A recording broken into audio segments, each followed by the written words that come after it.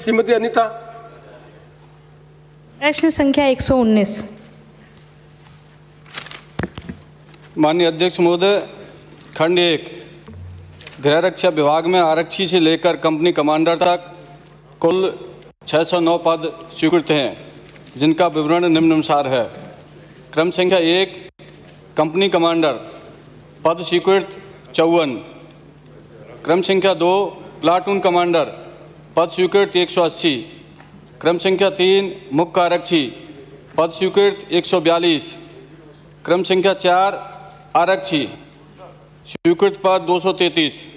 खंड 2 गृह रक्षा विभाग में बॉर्डर होमगार्ड में आरक्षी, मुख्य आरक्षी, प्लाटून कमांडर, कंपनी कमांडर तक 208 पद रिक्त हैं, जिनका विवरण निम्नानुसार है।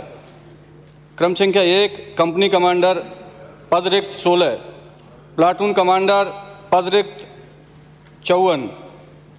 मुख्य आरक्षी पद रिक्त 8। आरक्षी पद रिक्त 130। बॉर्डर होमगार्ड स्वयंसेवक पद रिक्त 290। खंड 3 जी हाँ, वर्तमान में उक्त पदों पर भर्ती प्रक्रिया आयोजित किया जाने हेतु गृह रक्षा अधीनस्थ सेवा नियम 2021 मंत्रिमंडल सचिवालय द्वारा अनुमोदित किए जा चुके हैं।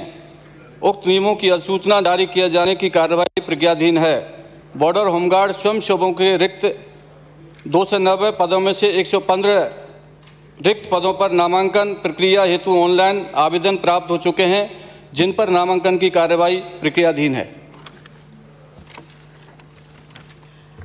माननीय अध्यक्ष महोदय, माननीय मंत्री महोदय ने जो जवाब दिया है उसके बारे में पूछना चाहूँगी। 5 जो दूसरा अंक है, प्रश्न का जो दूसरा अंक है, उस दूसरे अंक में बॉर्डर होमगार्ड स्वयंसेवकों के 290 पद रिक्त बताएं, लेकिन पद स्वीकृत कितने हैं? एक तो प्रश्न में ये जवाब में ये नहीं दिया कि आपने पद कितनी कंपनीज बनी हुई और कितने पद स्वीकृत हैं। उन स्वीकृत पदों के अगेंस्ट ये खाली हैं, ये नहीं बताया है।